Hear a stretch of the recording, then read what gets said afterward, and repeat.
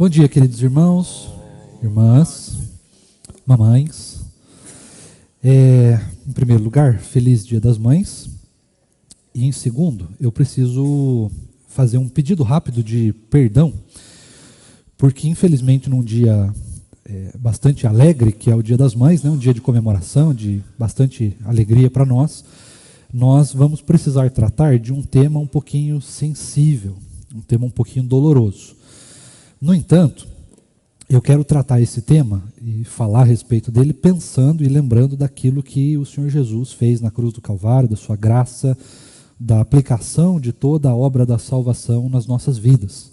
Então, enquanto eu estiver falando sobre o que nós vamos falar hoje, eu queria que você o tempo todo estivesse lembrando de que para cada uma das ações existe uma reação da parte do Senhor Jesus que foi conquistada na cruz do Calvário para nos libertar dos assuntos que nós vamos falar. E hoje, queridos, nós vamos responder, seguindo o nosso cronograma, as perguntas de número 28 e 29 do Catecismo Maior de Westminster, que é o que tem balizado aí as nossas aulas, os nossos temas, né? Nós falamos nas últimas aulas das consequências do pecado, o que é o pecado, como que ele entra na nossa vida, como que ele é transmitido, o que é de fato, né, as ações pecaminosas, o que é o pecado original e tudo mais. E hoje, tratando dessas duas perguntas, nós vamos falar então sobre as punições do pecado, lembrando que uma delas é o inferno, você já bem sabe, né? Então por isso que o tema é um pouquinho delicado, causa um certo constrangimento, uma certa tristeza em nós, levanta algumas dúvidas. Então eu queria tratar esse tema com toda a sensibilidade que ele merece, tá bom? Para isso, eu quero te convidar para a gente orar primeiro. Depois, eu quero convidar já, se você puder, já vai abrindo aí a sua Bíblia, em Mateus, capítulo de número 25. Mateus, capítulo de número 25. Nós vamos ler a parábola que fala sobre os talentos. E aí você vai lembrar que ele fala um pouquinho ali sobre a consequência, né, de quem administra mal os talentos. Tá? Então, Mateus, capítulo 25, nós vamos ler do 14 ao 30. Mas primeiro eu queria orar com você, para que o Senhor Jesus, nosso Deus, possa ministrar ao nosso coração, mesmo tratando desse tema bastante sensível e delicado. Maravilhoso Deus, nós nos reunimos nessa manhã para aprender mais da sua palavra. Nos reunimos nessa manhã, Deus, porque, em primeiro lugar, o Senhor nos trouxe aqui, o Senhor é um Deus maravilhoso, tem cuidado de cada um de nós, tem servido a tua igreja, Deus, com a tua graça, com o teu amor, com a tua misericórdia. O Senhor tem transformado as nossas vidas, tem falado conosco, e isso tem sido maravilhoso de desfrutar dia após dia. E hoje que nós vamos trabalhar um tema, vamos falar sobre esse tema tão difícil para nós, Deus, que são as punições causadas pelo pecado, que nós não fiquemos com essas punições na nossa cabeça, mas que o que tome o nosso coração seja a lembrança de que para cada uma das punições existe uma bênção que foi conquistada na cruz do Calvário. Existe uma resposta da parte do Senhor para cada uma delas. Nós pedimos a Deus que o Senhor nos lembre nessa manhã da sua graça, do quanto o Senhor é gracioso. Nos lembre, ó Deus, aquilo que diz a tua palavra, onde abundou o pecado, a sua graça vem em dobro. Fala conosco nessa manhã, que possamos entender isso, que possamos ouvir aquilo que a tua palavra diz, aprender sobre as consequências do pecado, e que isso possa também causar, além de um apego pela tua graça, pelo Senhor, possa causar também temor e tremor no nosso coração, caso nós estejamos em flagrante pecado, em flagrante convivência de pecado, que isso possa trazer arrependimento aos nossos corações, que isso possa mover o nosso coração ao arrependimento, possa nos trazer mais para perto do Senhor, para que nós não tenhamos que passar por nenhuma dessas punições, para que a gente possa, de fato, Deus, desfrutar de uma esperança da graça do Senhor que nos alcança dia após dia. Fala conosco nessa manhã, Deus. Nós precisamos do Senhor, precisamos da tua ajuda, precisamos do apoio do teu Espírito Consolador, que diante de todas as incertezas, dúvidas, diante do medo das punições eternas e para esse mundo, nos lembra constantemente de que o Senhor ainda assim é misericordioso, gracioso e amoroso. Louvado seja o teu nome, Deus, por essa oportunidade que temos. Nós te agradecemos. Pedimos que o Senhor fale conosco em nome de Jesus. Amém. Eu vou pedir então para o Narciso ler para a gente lá do versículo 14 até o versículo de número 30. Esse é um texto bastante conhecido, então peço que você acompanhe aí na sua Bíblia. Não é o único texto, né, que fala sobre o inferno, mas nós escolhemos esse até porque ele não fala diretamente, fala até uma questão um pouco mais singela e mais simples, para balizar um pouquinho a nossa aula sobre isso. Narciso, por favor. Diz assim a palavra de Deus no Evangelho segundo Mateus, capítulo 25, a partir do verso 14 até o 30. Pois será como um homem que, ausentando-se do país, chamou os seus servos e lhes confiou os seus bens. A um deu 5 talentos, a outro deu 2 e a outro deu 1, de acordo com a capacidade de cada um deles. E então partiu. O servo que tinha recebido 5 talentos saiu imediatamente a negociar com eles e ganhou outros 5. Do mesmo modo, o que tinha recebido 2 ganhou outros 2. Mas o servo que tinha recebido 1 talento, saindo, fez um buraco na terra e escondeu o dinheiro do seu senhor. Depois de muito tempo, o senhor daqueles servos voltou e fez um ajuste de contas com eles. Aproximando-se o que tinha recebido 5 talentos, entregou outros 5, dizendo: O senhor me confiou 5 talentos, eis aqui outros 5 que ganhei. O senhor disse: Muito bem, servo bom e fiel. Você foi fiel no pouco, sobre o muito te colocarei. Venha participar da alegria do seu senhor. E aproximando-se também o que tinha recebido 2 talentos, disse: O senhor me confiou 2 talentos, eis aqui outros 2 que ganhei. Então o senhor disse: Muito bem, servo bom e fiel. Você foi fiel no pouco, sobre o muito o colocarei. Venha participar da alegria do seu senhor. Chegando por fim o que tinha recebido 1 talento, disse: Sabendo que o senhor é um homem severo, que colhe onde não plantou e ajunta onde não espalhou, fiquei com medo e escondi o seu talento na terra. Aqui está o que é seu. Mas o senhor respondeu: Servo mau e preguiçoso, você sabia que eu colho onde não plantei e ajunto onde não espalhei? Então você devia ter entregado o meu dinheiro aos banqueiros, e eu, ao voltar, receberia com juros o que é meu.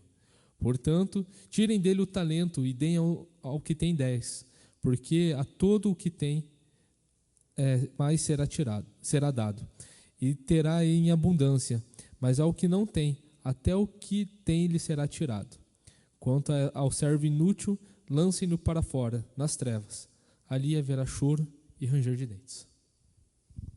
Perceba que esse texto, assim como outros, eles trazem punições para os nossos atos. Mas como nós bem sabemos, o pecado, ele não se trata, né, nós vimos isso nas últimas aulas, ele não se trata apenas de fazer coisas. Mas nós já bem sabemos que o pecado se trata de ser. E quando a gente fala de ser, nós então percebemos que se existe essa dualidade, essa duplicidade, essas duas formas de enxergar o pecado, ou seja, o ser transforma aquilo que nós fazemos também em pecado, nós então temos também 2 tipos de punições que a palavra nos apresenta. 2 tipos de...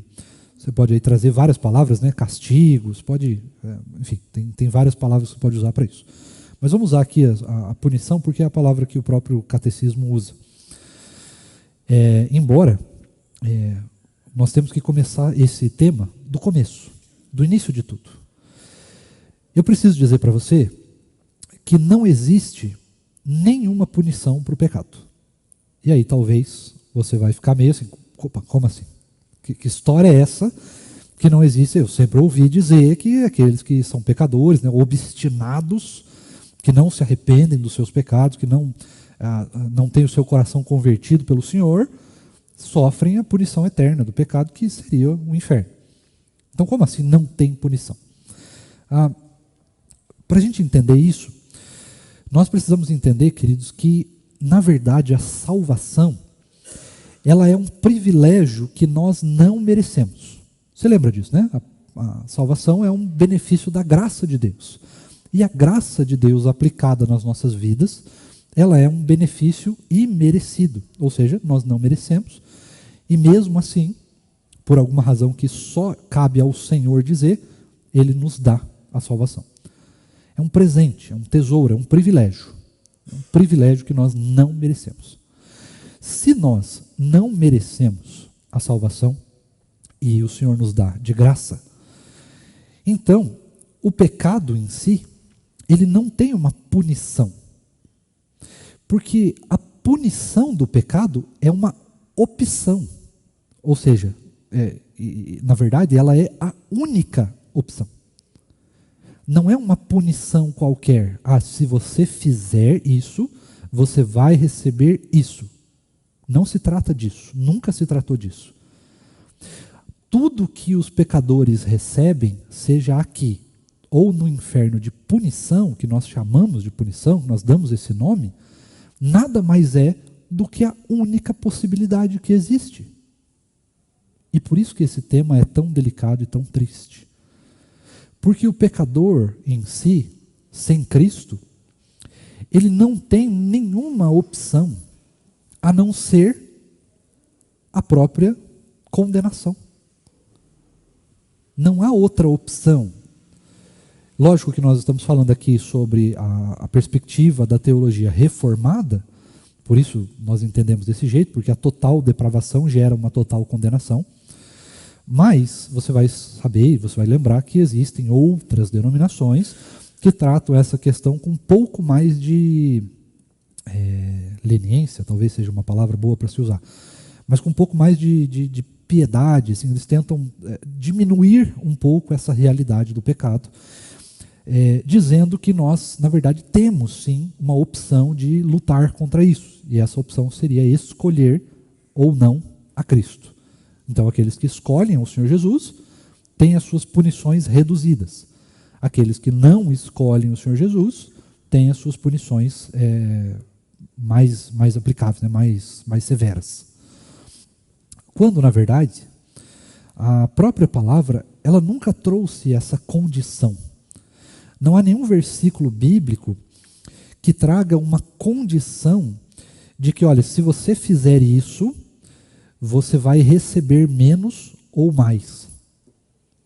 Nunca houve isso no sentido do pecado e das punições do pecado. Vamos lembrar o que diz a própria condenação do Senhor em Gênesis? Quem dessa fruta comer, morrerá.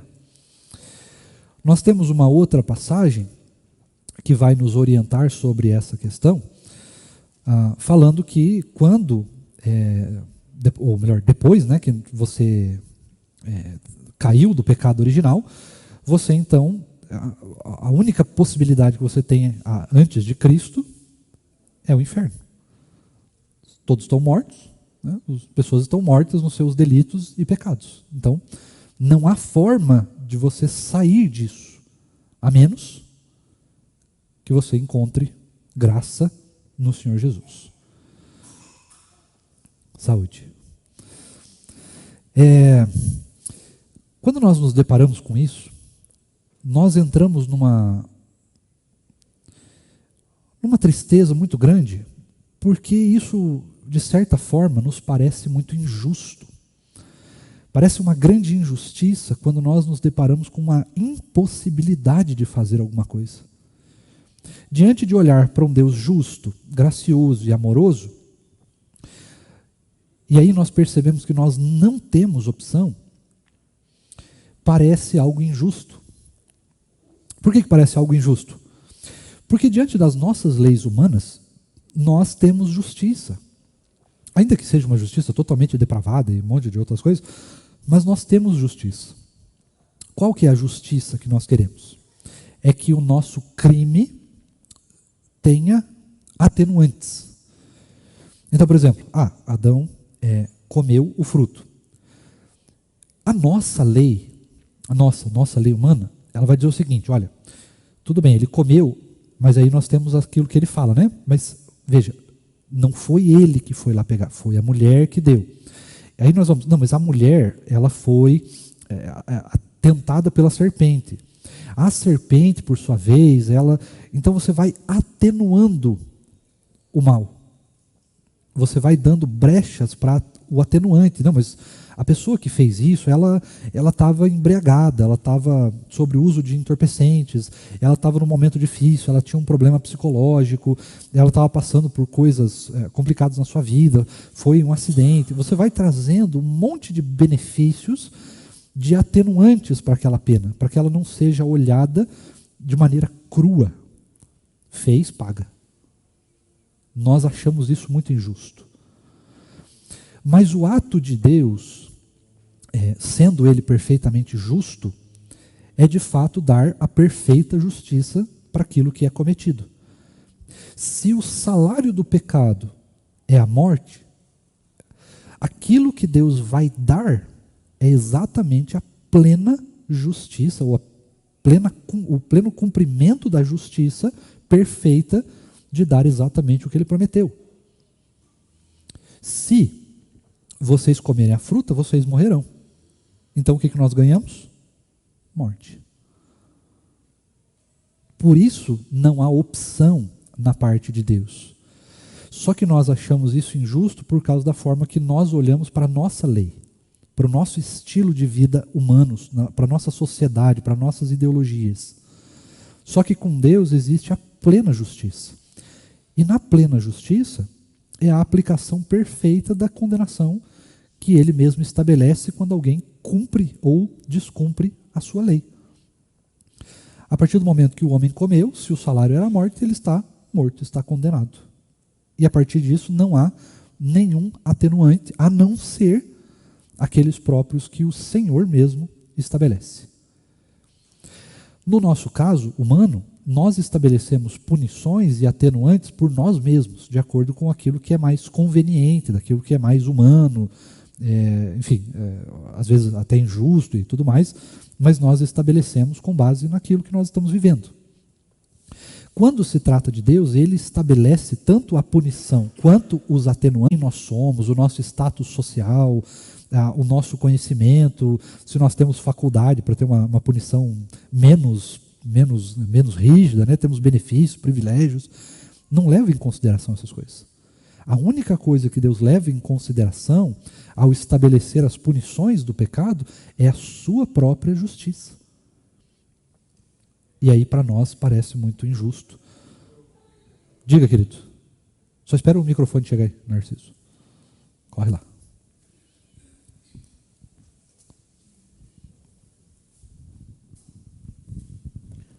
O livro de Romanos, ele é bem claro, no capítulo 8, versículo 1 e 2, quando ele diz: agora já nenhuma condenação há para os que estão em Cristo Jesus, porque a lei do Espírito da vida em Cristo Jesus te livrou da lei do pecado e da morte.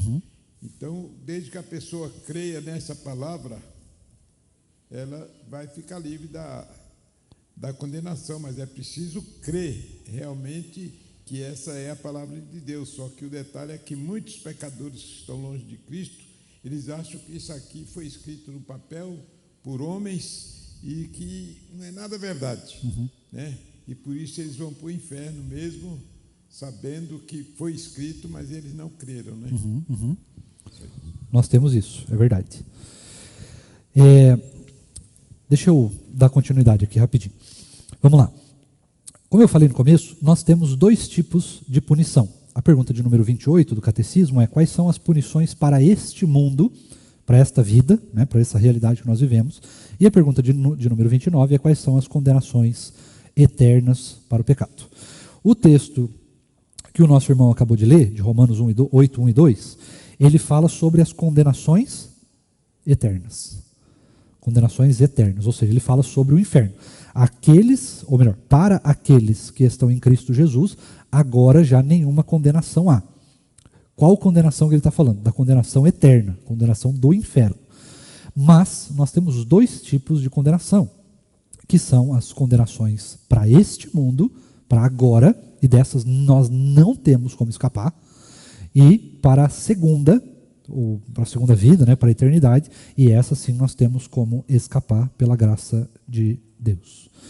Então vamos começar pelas punições deste mundo. Quais são as punições do pecado para quem comete pecado nesta vida?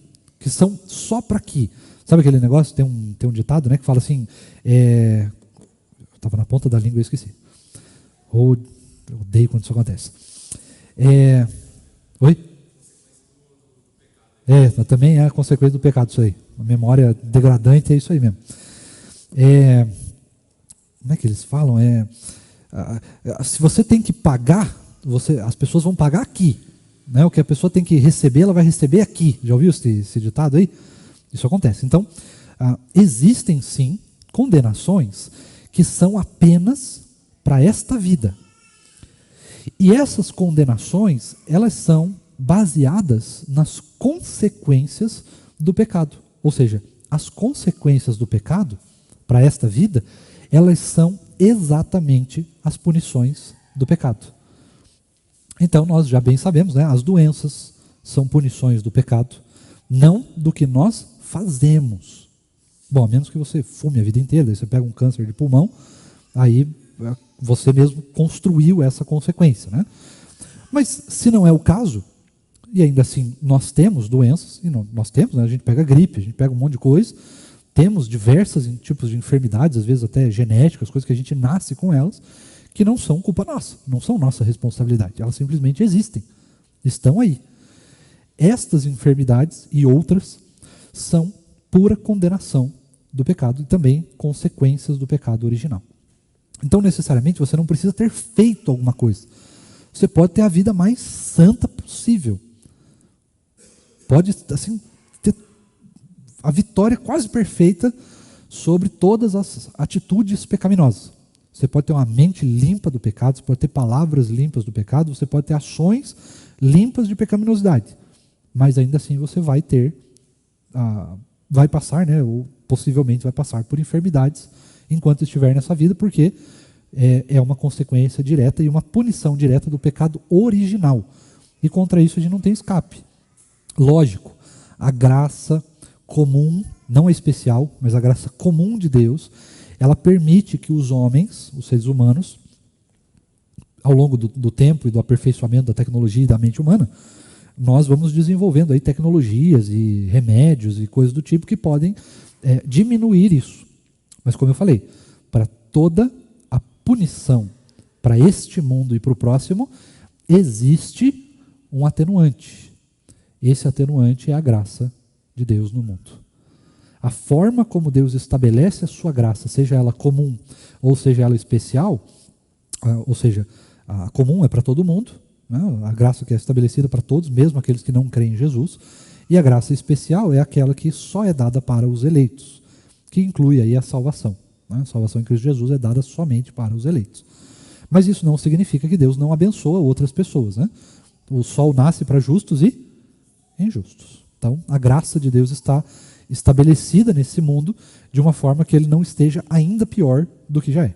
Então, se você acha que o mundo vai se degradar ainda mais, ele vai mesmo, mas isso acontece porque a graça de Deus está estabelecida nesse mundo. Se não fosse ela, você pode ter certeza que a coisa ia estar muito pior do que está hoje. Tá? Então, estava lembrando de um texto aqui, me fugiu a passagem, mas é interessante ver como que Jesus ele ensina isso de uma forma, como a graça de Deus, essa graça especial, ela prevalece, né? Ela superabunda o pecado e as consequências do pecado. Quando perguntam, né, quando os fariseus perguntam para Jesus se o paralítico ele estava lá daquela situação, se era por causa de um pecado dele, por causa dos pais dele, e Jesus ele responde de uma forma maravilhosa: isso acontece para que a graça do Pai seja revelada, seja manifesta. Então é incrível como Deus ele se comunica com a gente, até mesmo diante da realidade do pecado, como isso, apesar de manchar, não destrói a criação de Deus, não destrói a vida, não destrói o nosso relacionamento. Pode afetar, né, o relacionamento com as pessoas, com Deus, com tudo, mas em tudo, né, ao mesmo tempo está revelando a existência de Deus e que se Deus é bom, que se Deus cuida, que se Deus ama, né? Exato. Uma coisa que a gente não pode deixar, irmãos, de fazer é exatamente isso. cada vez que nós nos deparamos com as punições do pecado, nós precisamos nos apresentar, ou em outras palavras, a gente precisa pregar para nós mesmos a graça de Jesus. Para cada consequência do pecado, para cada punição do pecado, mesmo o inferno, pelo menos nessa vida, existe uma atenuante, existe uma forma de Deus apresentar a sua graça. Só que você precisa tomar um cuidado só, um cuidado muito sério. Os atenuantes que Deus dá da sua graça não podem ser, jamais serão uma permissividade de pecar. Então, mas Deus é muito gracioso. Sim, Ele é. Mas nós não temos autorização para pecar. O fato de Deus apresentar a sua graça, derramar a sua graça, não significa que a gente está liberado então para pecar.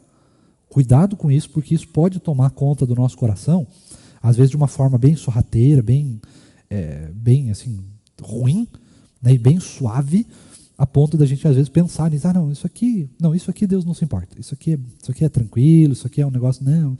A Bíblia também, não, Deus não ia ser tão rigoroso assim, Ele é. Tá? Então só tome cuidado para apresentar a graça a si mesmo. Nós apresentamos isso, a gente prega a graça, muito mais do que nós pregamos pecado, nós pregamos a graça de Deus, mas a gente precisa entender e perceber que isso não pode ser uma porta, uma brecha para que você então esteja livre para pecar. Não, Deus é muito gracioso, então ele vai me perdoar. Cuidado, por favor, cuidado com isso. Tá? Deus é justo. E a justiça de Deus é a punição perfeita de acordo com a sua lei.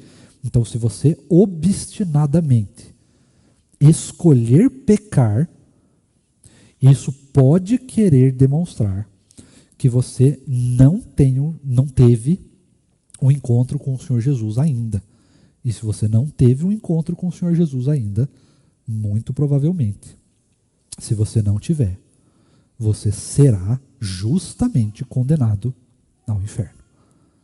Então, tome muito cuidado para que, às vezes, a pregação da graça não te leve a uma leniência com o pecado, né, a caminhar pertinho ali do abismo, para não correr esse risco. Tem um pastor, Narciso, me lembrou isso uma vez, que ele fala uma frase, né, Narciso, que é exatamente essa.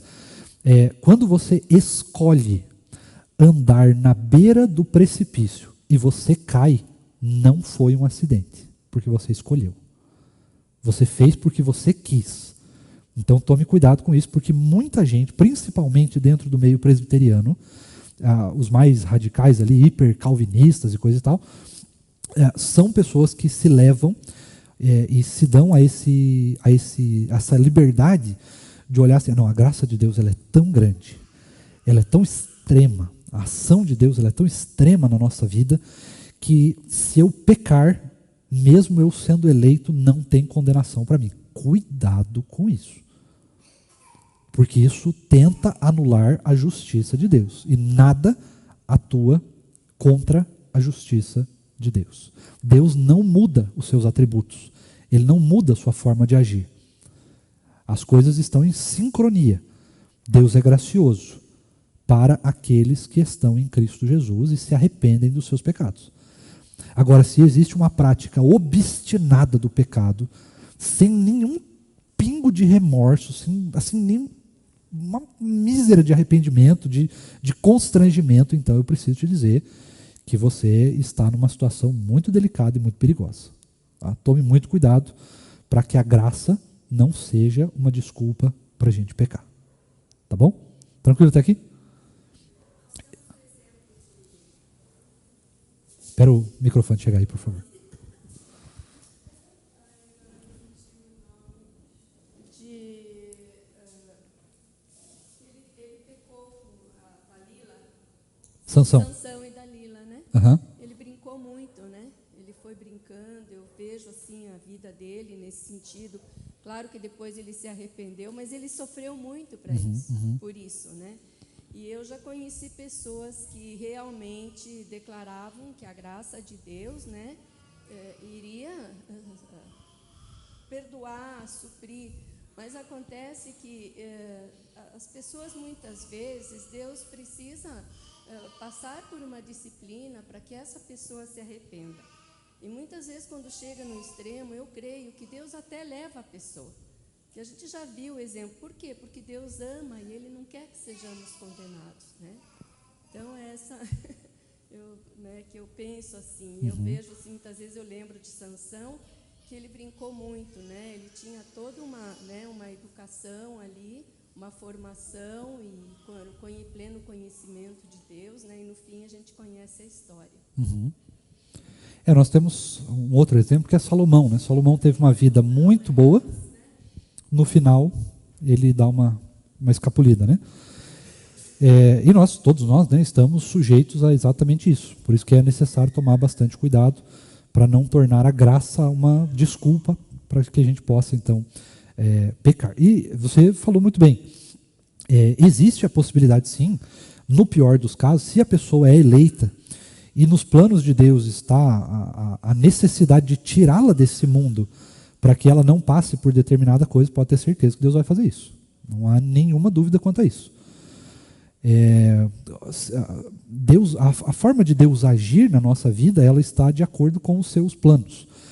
Então, mesmo as coisas boas, ou aparentemente boas, e as aparentemente ruins, elas são, qual que é a palavra?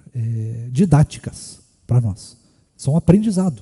Tudo que nós passamos é um aprendizado que precisa, ou pelo menos deveria, nos levar a olhar para a graça comum, né, para a graça especial de Jesus, para a misericórdia dele, para o amor dele, para a forma como ele está nos tratando.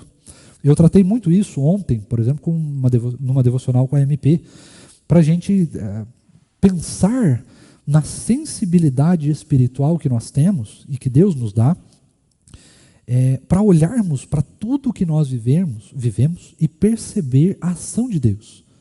Deus está agindo. Às vezes a gente espera um milagre, né, coisas extraordinárias, mas Deus está agindo em coisas pequenas, em coisas mínimas. Neste momento, Ele está falando comigo, Ele está falando com você. Ele pode estar fazendo outras coisas, Ele pode estar mexendo no seu coração, Ele pode talvez estar trazendo aí uma vergonha para você e pensar, puxa, eu talvez devia realmente me arrepender disso, eu devia lutar mais contra isso. Enfim, Deus está agindo diferentemente na vida de cada um de nós aqui. E vai continuar agindo ao longo do dia. Isso é um benefício da sua graça.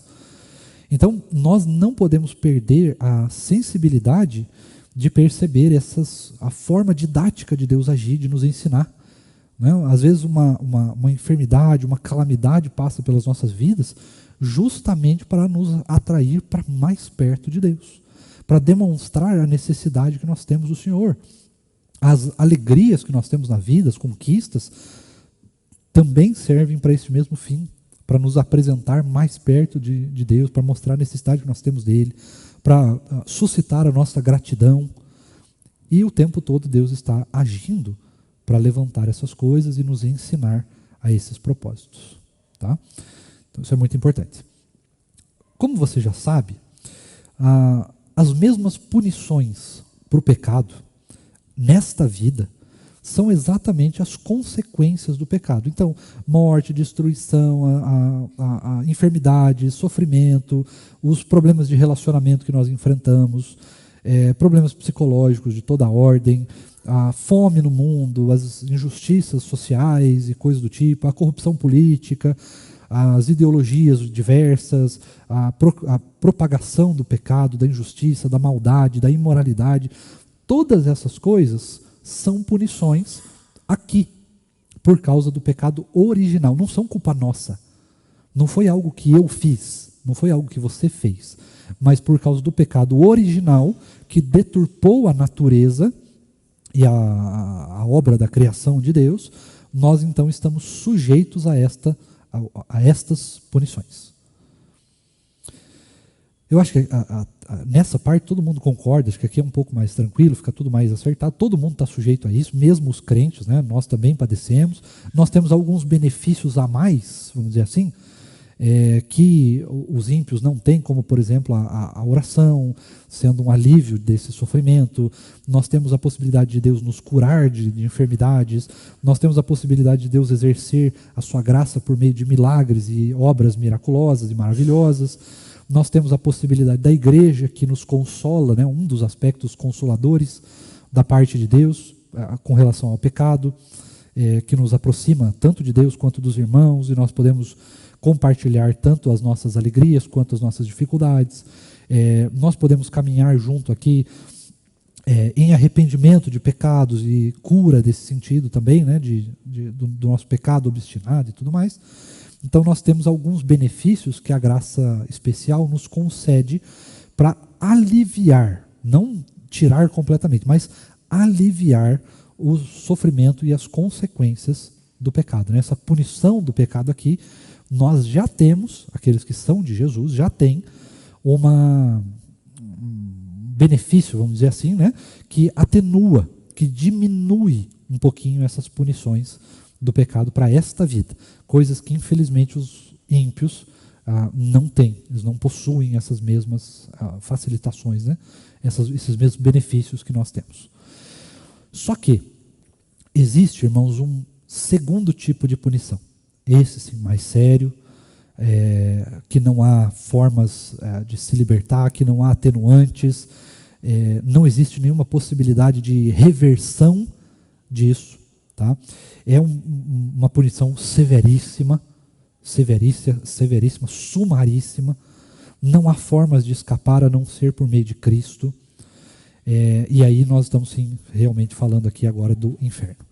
A única punição, irmãos, que existe para a próxima vida, ou seja, para quando Jesus voltar, restaurar todas as coisas, passar pelo julgamento e tudo mais, é de fato o inferno.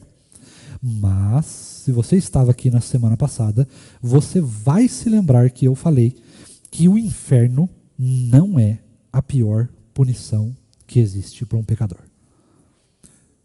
O inferno não é a pior punição que existe para um pecador. Então, qual é a pior punição que existe para um pecador? É a consequência, ou melhor, é uma das consequências do inferno. Né? O fato de estar no inferno nem seria tão absurdo, assim, não seria um negócio tão ruim, se essa consequência não existisse. Mas como ela existe, então torna tudo muito pior.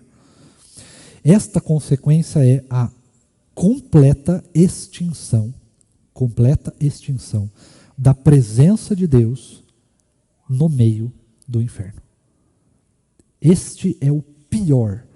Nada, não existe absolutamente nada, Narciso, que pode ser pior do que não ter a presença de Deus. Nós poderíamos estar aqui agora, se a presença de Deus fosse nos tirada, o inferno seria um alívio. O lago de fogo e enxofre, lá onde vai ser jogado Satanás e seus anjos, seria um alívio. Seria tipo assim, ir para uma praia tropical. Se nós estamos sem a presença de Deus. A destruição, vamos dizer assim, não no sentido literal, mas a destruição final do ser humano, da alma humana, é estar sem a presença do seu Criador. E essa é a pior punição do inferno. O inferno é só um lugar como qualquer outro. Às vezes as pessoas acham que o inferno ele é um lugar terrível e por causa disso ele é ruim. Não, ele não é ruim por causa disso. Ele é ruim porque lá não vai existir a presença de Deus. É por isso que ele é um lugar tão terrível. É por isso que essa punição ela é tão abominável. Ela é tão digna de você lutar contra ela, com todas as suas forças. De você fazer tudo que está ao seu alcance para se aproximar de Cristo Jesus e para fugir dela. Não é porque o inferno é um lugar ruim, mas é porque lá não existe a presença de Deus.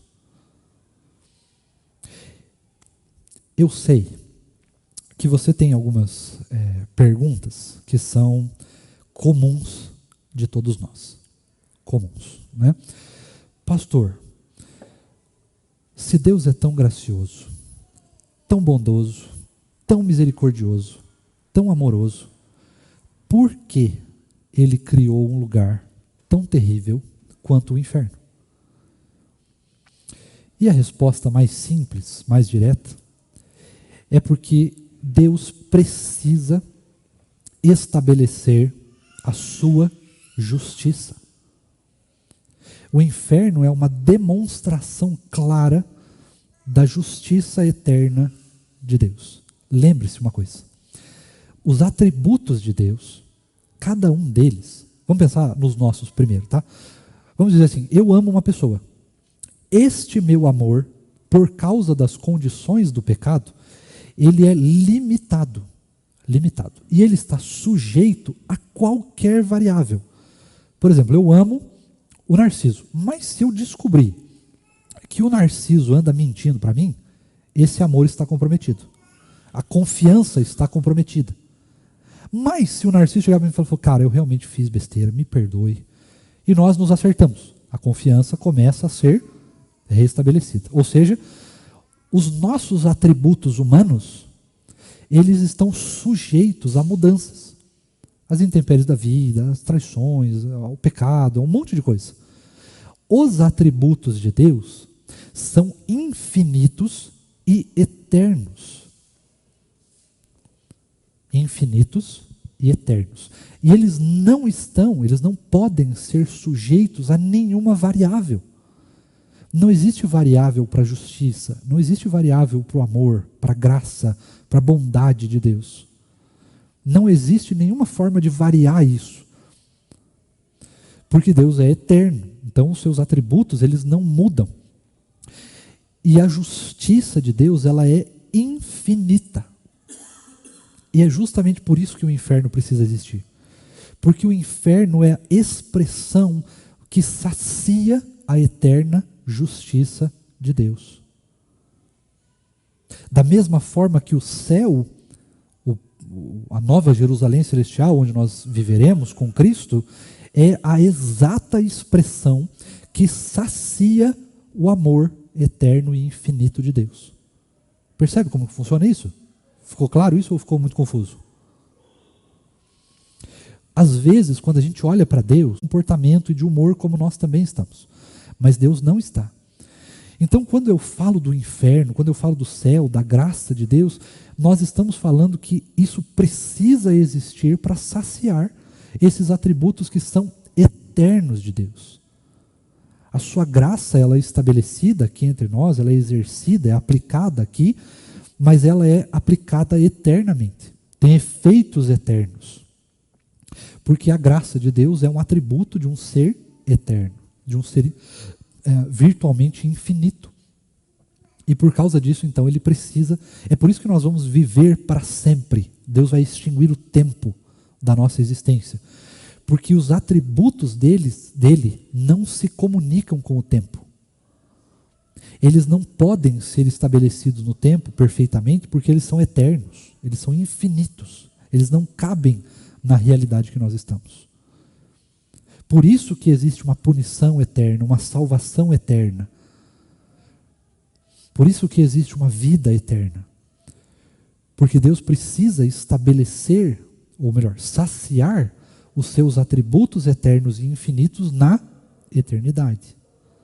É um conceito filosófico e totalmente teológico, eu sei, né, um pouco mais difícil de compreender, e de trazer para a prática, assim, né, para exemplos práticos, mas é a forma como Deus de fato se comunica conosco, como Ele comunica os seus atributos. Por isso que a gente olha da nossa perspectiva e vê, cara, o inferno é um negócio injusto, para que isso? Deus podia estabelecer o seu amor sem precisar disso. E é verdade, você tem razão, Ele poderia fazer isso. Mas como Ele tem nos seus atributos a justiça eterna e infinita, então Ele precisa de algo para saciar essa justiça eterna e infinita. Fala. É interessante, né, ver que a nossa pregação, quando a gente vai falar do Evangelho, quando a gente fala do inferno, muitas vezes a nossa pregação é confundida como uma implementação do medo. Isso. De que se a pessoa ela não se converter, não aceitar Jesus, ela vai para o inferno, é por isso que ela precisa se converter, né? Uhum. Para mim isso é o contrário de boa notícia, isso para mim é má notícia. Sim, Tá sim. certo? Você tem que falar do amor de Deus, obviamente. E acho que lendo um dos comentários da confissão mesmo, né, na primeira pergunta que o senhor está trazendo hoje para nós, que o primeiro comentário que é feito na primeira pergunta, que a primeira desgraça, essa é a palavra do autor, é que é a separação total de Deus, é a separação de Deus, essa é a primeira desgraça, né? E que a última pergunta que ele faz nessa segunda pergunta aí que o senhor está nos trazendo, é que se não é contraditório falar do amor, sendo que existe o inferno. E fazendo esse link, né, é interessante a gente perceber que o nosso modo de arrependimento, ela precisa ser baseado nessa necessidade de amor que nós ansiamos, né? Como diz lá em 1 João 4, vai dizer que quem não ama, versículo 8 até o versículo 10, fala o seguinte: quem não ama não conhece a Deus, pois Deus é amor. Nisso se manifestou o amor de Deus em nós, em haver Deus enviado seu Filho unigênito ao mundo, para vivermos por meio dele. Nisso consiste o amor, não em que nós tenhamos amado a Deus, mas que ele nos amou e enviou seu Filho como propiciação pelos nossos pecados. Então, a nossa motivação de não querer ir para o inferno não é estar lá sofrendo, mas é porque a gente, exatamente o que o senhor falou, de estar longe agora de fato, sem nenhuma possibilidade de ter a presença de Deus nos mantendo, né? Isso é muito interessante. Quando a gente olha da perspectiva humana, você que é pai, mãe, todos nós, na verdade, temos família, então a gente sabe disso, não precisa necessariamente ser pai e mãe. Mas existe uma frase, e ela é até mundana, ela não é nem crente evangélica, não é nada disso, mas existe uma frase que amor demais faz mal. Você já ouviu isso daí? Amor demais faz mal. Quando as pessoas querem dizer isso, elas querem dizer, por exemplo, aquelas mães e pais que são muito protetores, muito babões em cima dos seus filhos, acabam, talvez, né, podem acabar prejudicando o desenvolvimento pleno das crianças e dos adolescentes, por estabelecer um amor exagerado, uma forma de amar exagerada, que ela só se baseia num aspecto que é o aspecto do cuidar. Só que o amor, ele é muito mais do que isso, principalmente quando nós falamos do amor de Deus. Então, por exemplo, como eu poderia perceber o amor de Deus na minha vida se eu não consigo perceber algo ruim, o contrário do amor de Deus? Então, quando eu olho para o inferno, eu não preciso ver injustiça, mas eu tenho que ver o amor de Deus. O inferno é uma expressão também do seu amor, ou seja, isso daqui é o contrário do que eu quero para você. Isso é o contrário do que eu estabeleci, do que eu conquistei na cruz do Calvário para você. Então, quando nós olhamos para o inferno, não é para a gente ter medo, não é para a gente ficar inseguro, e principalmente usar na nossa pregação como uma forma de coerção, né? De você colocar ali o inferno como uma possibilidade. Olha, se você sair da igreja, cuidado, o inferno estará com as portas abertas para cuidado. Não tem nada a ver isso daí. O inferno, ele precisa ser um estabelecimento da condição do amor de Deus. Eu olho para ele e ao olhar, falar, eu não quero isso. Quando eu digo eu não quero isso, o que eu estou dizendo? O que eu quero então? Eu quero o amor de Deus.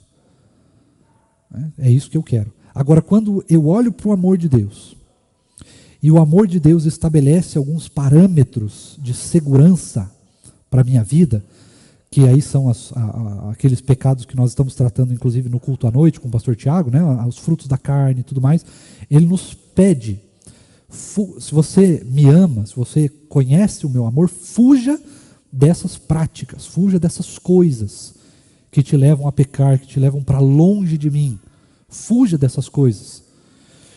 Por que Deus estabelece essas práticas? Por que Deus estabelece essas coisas? Por causa única e exclusivamente do seu amor. Ele não quer olhar para isso como uma forma de punição. Ele quer olhar para isso para que você, então, ame o Senhor. E quando eu olho para o Senhor, olho para aquilo que Ele estabelece como parâmetros da vida cristã, ou seja, essas leis contra o pecado e tudo mais, e eu ainda assim olho para isso, e eu falo, cara, o amor de Deus, ele não é tão bom quanto o adultério que eu pratico. O amor de Deus, ele não é tão bom quanto aqueles sites que eu assisto. O amor de Deus não é tão bom quanto aquela mentira que eu preciso contar.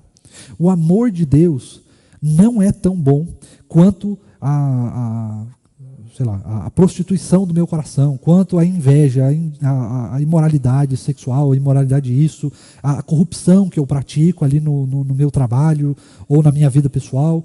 Ele não é tão bom quando esta realidade toma conta do nosso coração. Então nós entendemos o estabelecimento do amor de Deus também na sua justiça. Demonstrar que se houver um olhar contrário ao amor de Deus, não, eu não quero o amor de Deus, eu quero o que é melhor na minha visão, naquilo que eu acho melhor. No meu desejo é muito melhor, ou melhor, o meu desejo é muito melhor do que o amor de Deus, então Deus não tem outra escolha a não ser mostrar o amor dele, demonstrando o amor dele daí pelos seus eleitos, demonstrando a sua justiça aos ímpios.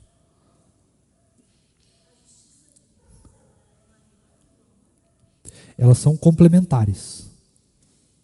A justiça de Deus só existe por causa do seu amor, e o seu amor existe por causa da sua justiça. Todos os atributos de Deus, eles são comunicáveis. Tirando os 3 que são incomunicáveis, né, que é a onipresença, onipotência e onisciência. Esses 3 são incomunicáveis. Ou seja, eles não se comunicam entre si, porque eles não são lógicos entre si, são coisas apenas da parte de Deus. Mas os atributos comunicáveis, eles não são só comunicáveis ao nosso coração. Eles são também comunicáveis entre eles mesmos. Então eles são complementos um do outro. Deus não poderia ser amor se ele não apresentasse a sua justiça, se ele não fosse justo. E Deus não poderia ser justo se ele não fosse amoroso. É um complemento, né? Todos eles se autocomplementam para formar um ser só. Pelo menos teologicamente é assim.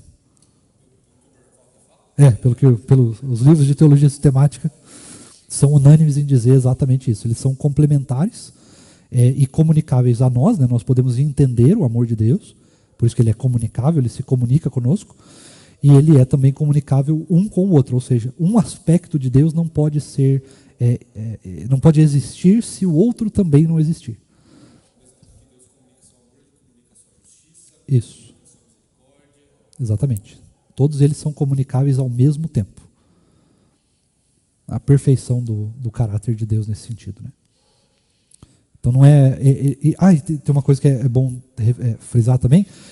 Deus não age como nós, por exemplo. Hoje, nesse momento, eu estou agindo com a minha justiça. Agora eu estou agindo com o meu amor. Agora eu estou agindo com misericórdia. Agora eu estou agindo com graça. Deus não divide a sua atuação no mundo. Então, da mesma forma que ele age com amor, ele está agindo com todos os seus outros atributos. Da mesma forma que ele age com justiça, ele está agindo com todos os seus atributos. Todos eles são interligados na sua ação. Para não ser um negócio, daí a gente dizer, por exemplo, não, agora Deus está sendo justo. Não, ele está comunicando todos os seus atributos sem distinção. A gente só fala, a gente faz essa distinção para ficar claro, né, para que ele fique comunicável. A justiça, o amor, bondade, misericórdia, longanimidade, paciência, todas essas coisas são comunicáveis a nós, mas elas são estabelecidas de uma só forma, de um só grau. Então você não tem graus de justiça, grau de amor, grau de graça, grau disso ou daquilo, né? Tudo é estabelecido de uma maneira única, perfeita e coesa, homogênea.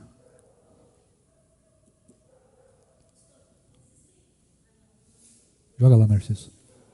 Pessoal, um pouquinho. Senão as pessoas que nos assistem pela internet não conseguem ouvir.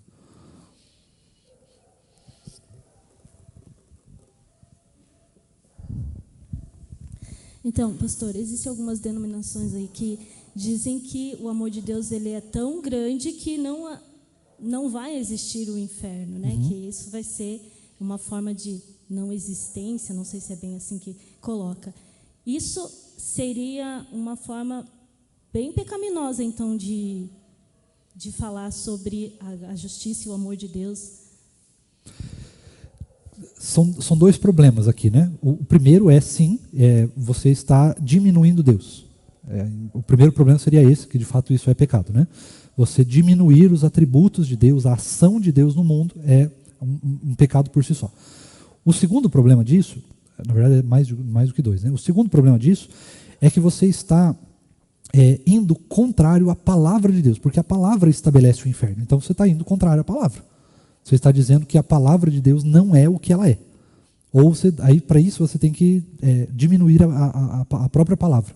Então eles não vão dizer, por exemplo, que a Bíblia é a palavra de Deus. Eles vão dizer que ela contém uma parte da palavra de Deus. Ela não é. Então ela contém. Então daí você, a partir disso, começa a ter... a palavra de Deus pode ser revelações, profecias, pode ser uma música do Jota Quest, pode ser um filme bonito que você assistiu e tal. A palavra de Deus, ela se revela em vários meios, em vários aspectos, e ela nunca se complementa, ela nunca tem um fim. Ela sempre está sendo moldada, né? Isso é um problema gravíssimo, porque a própria Bíblia estabelece, como palavra de Deus, que nesse texto que nós temos da palavra, não pode ser acrescentado nenhuma vírgula, nenhum pontinho, que são aspectos ali da linguagem hebraica, mas se a gente trazer para a nossa realidade, ela não pode ser moldada, ela não pode ser mudada. Aquilo que nós temos aqui é o que chegou para nós como palavra de Deus especificamente. Então o que está aqui é a absoluta verdade da parte de Deus para nós, revelada em letras.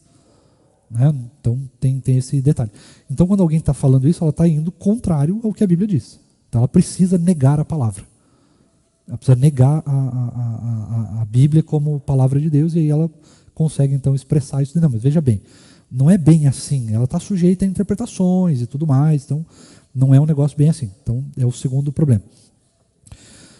O terceiro problema é que você está indo contrário ao próprio caráter de Deus. Porque se Deus Ele mesmo fala a respeito dele, não sou eu que estou dizendo, não é nada que está dizendo, não é ninguém, né, com autoridade que está dizendo. Ele mesmo se refere como um Deus justo. Então, se eu digo que ele não vai estabelecer a sua justiça, eu estou dizendo que ele é mentiroso. Eu estou dizendo que ele não cumpre com a verdade do que ele mesmo fala, né? Então, nesse ponto, você também tem três problemas aí, considero extremamente graves nesse sentido. Mas existe um quarto problema, só um pouquinho. Existe um quarto problema que ele é mais sério do que todos esses. Na verdade, quando você começa a colocar essas coisas, você simplesmente está querendo pecar. Em aspecto final é isso.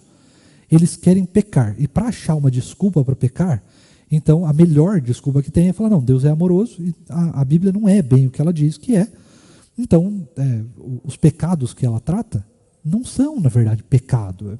Veja, Deus é amoroso. O pecado é o pecado de Adão lá e Eva que cometeram. E é o problema deles, né? Os cometeram, não tem nada a ver com isso. O problema deles. E eu posso, então, fazer o que eu quiser, porque, na verdade, Deus é justo. Eles usam até o texto de Coríntios 6, 12, se não me engano, que fala que como é que é? Todas as coisas me são lícitas, mas nem todas me convêm. Todas as coisas me são lícitas, mas não deixarei me dominar por nenhuma delas.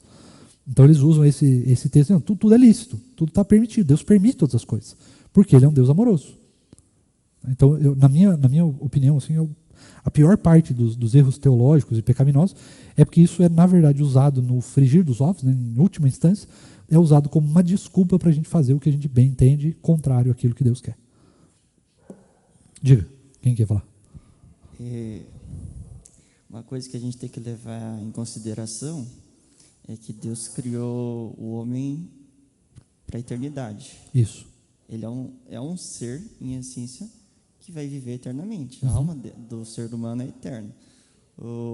E assim como os santos terão um corpo glorificado, os injustos também terão um corpo eterno na eternidade. Então, a pessoa que é condenada, ela está eternamente viva, mas assim, ela está eternamente no inferno porque ela não vai ter arrependimento.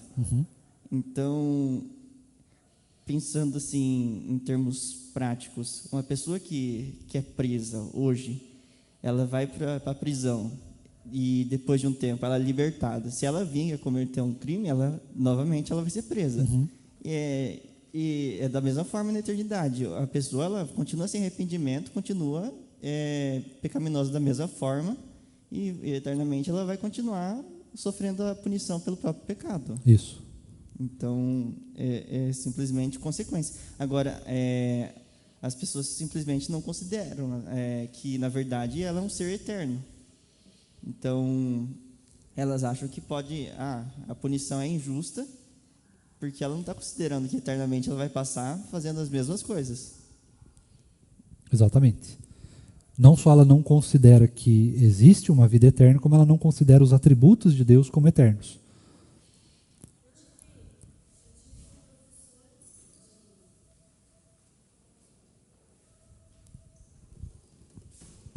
Eu tive um professor de física que ele dizia bem assim, ele se denominava ateu, e ele dizia bem assim, que Deus o Deus que as pessoas creem é muito injusto, porque ele dava uma média de 80 anos como um teste para ela viver eternamente. Uhum. Esse era o ponto de vista que ele pregava na sala de aula. Uhum.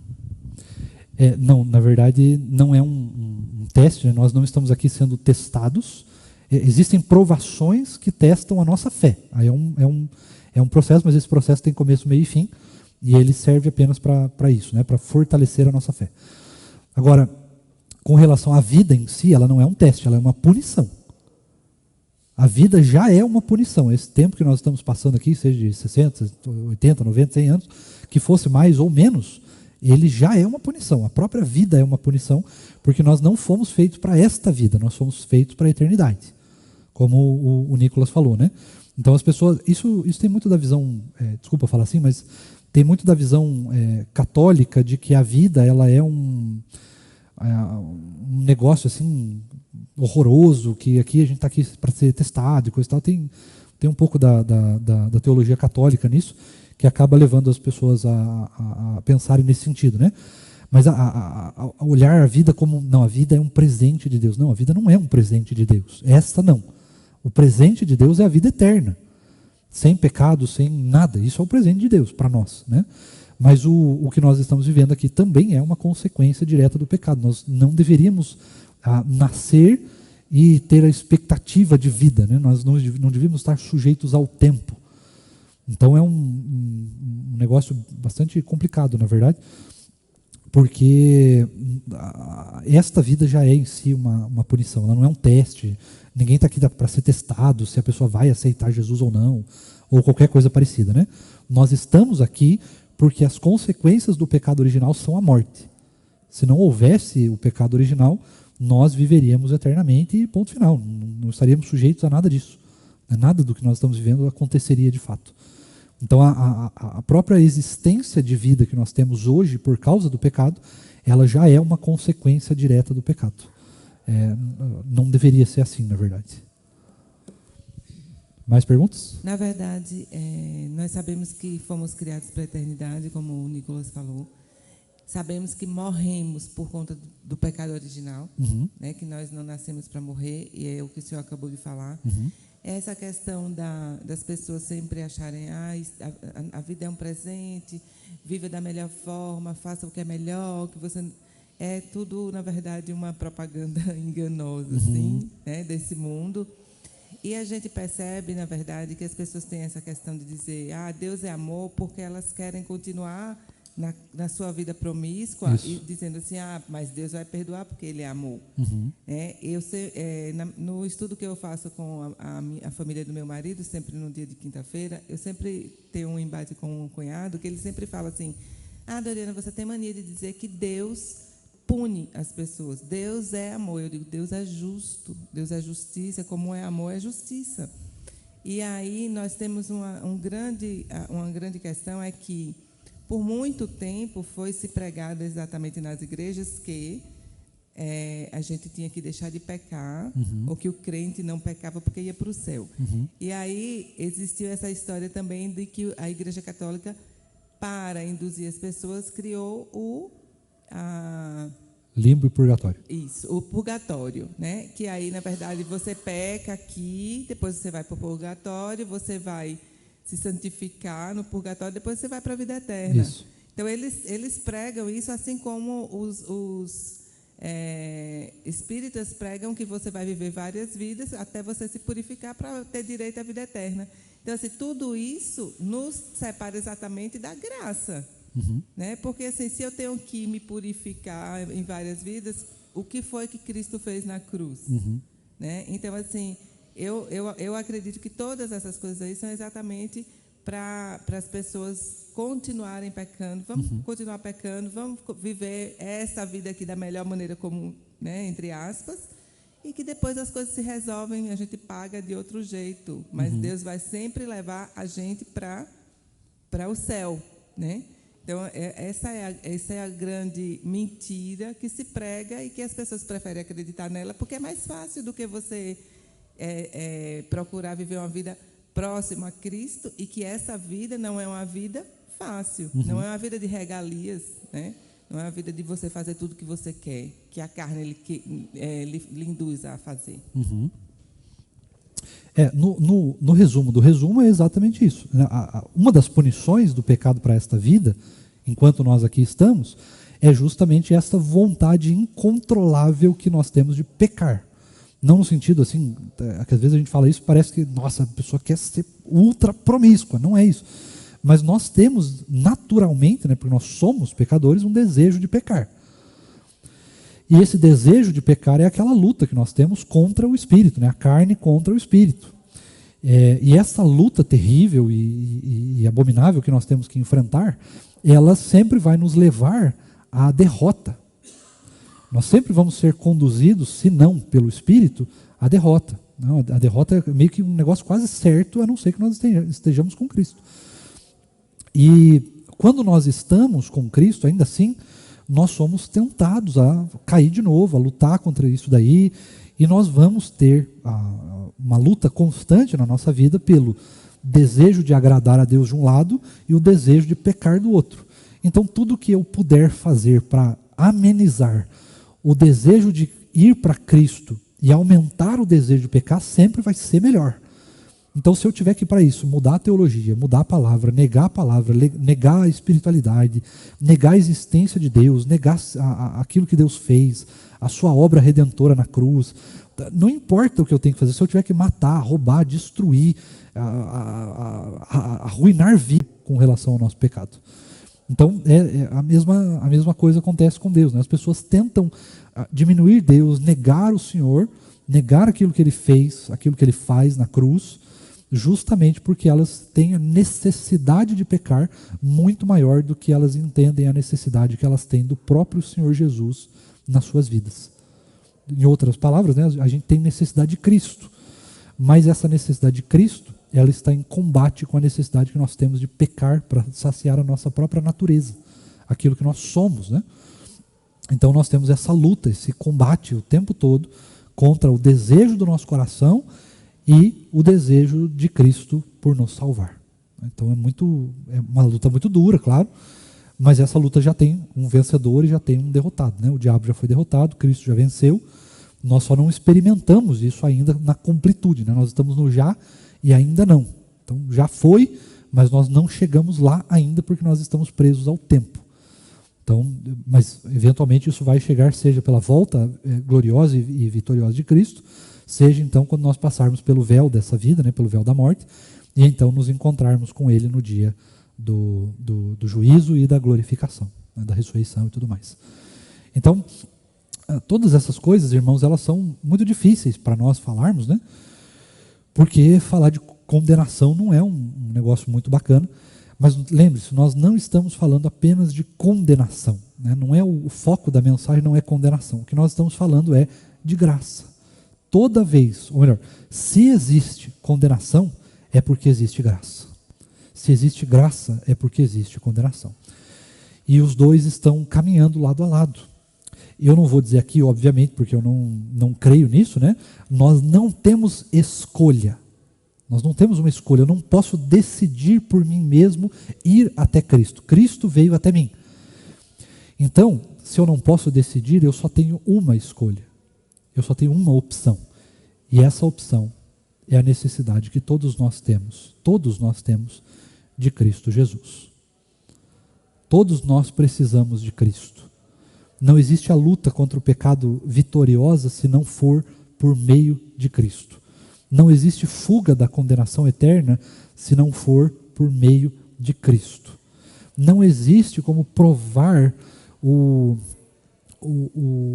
amor de Deus estabelecido para as nossas vidas sem experimentar de Cristo. Não existe. Tá? E sem experimentar de Cristo, a única coisa que nós temos estabelecido também é o amor de Deus, também é a sua bondade, também é a sua justiça para com os que creem a condenação ao inferno. Então as duas coisas caminham juntas, né? É muito difícil falar sobre isso, mas é uma coisa que precisa ser dita, que precisa ser muito clara, para que a gente não caia em falsas teologias, mas para que a gente também não caia aí no desejo desenfreado de pecar, de negar aquilo que a palavra diz, de negar o Senhor, de nos afastarmos de Deus, ou também de sermos dominados pelo medo. Não é para ter medo do inferno. Nós precisamos simplesmente olhar para a graça, para a bondade e para o amor de Cristo Jesus. Tá? Não olhe para o inferno com medo, com receio. Será que Deus vai me condenar? Não vai. Tudo o que você precisa é de Cristo. Tudo o que nós precisamos é de Cristo. Não precisamos mais de mais nada além de Cristo. Então nós precisamos simplesmente fortalecer a nossa vida espiritual e o nosso relacionamento com o Senhor Jesus, para que os medos, as inseguranças vão sendo deixadas de lado e nós vamos tendo mais sensibilidade para entender a forma como o Senhor estabelece e aplica o seu amor e a sua justiça na vida dos eleitos, daqueles que se entregam, não, daqueles que entregam completamente os seus corações nas mãos de Cristo Jesus. Tranquilo até aqui? Temos mais alguma pergunta, alguma dúvida? Algo que ainda precisa ser esclarecido? Esse é o momento, gente. Lógico que tem o domingo que vem também, você pode fazer, não tem problema, mas pode fazer no particular depois, né? Pode me procurar se você quiser e tudo mais. Não tem problema, mas a hora de fazer perguntas também é agora. Mais alguma? Senão nós estamos encerrados. Não? Podemos encerrar então? Quem estiver com o microfone em mãos, eu vou pedir então para que ore para encerrar a nossa dinâmica de aula aqui. E aí nós somos despedidos. Lembrando que hoje tem reunião de oração às 18 horas. Se você não puder estar aqui, então, às 19 horas nós temos o nosso culto normal, né? Nosso tempo de culto. Bondoso Deus, muito obrigado, Pai, porque o seu amor é tudo que nós não apenas precisamos, mas é tudo que nós temos, no final das contas. E obrigado, Deus, por tamanha graça, por sermos alvos todos os dias, quando acordamos, quando estamos dormindo. Obrigado, Deus, por nos amar tanto, mesmo sendo tão pecadores. Obrigado, Senhor, por essa aula.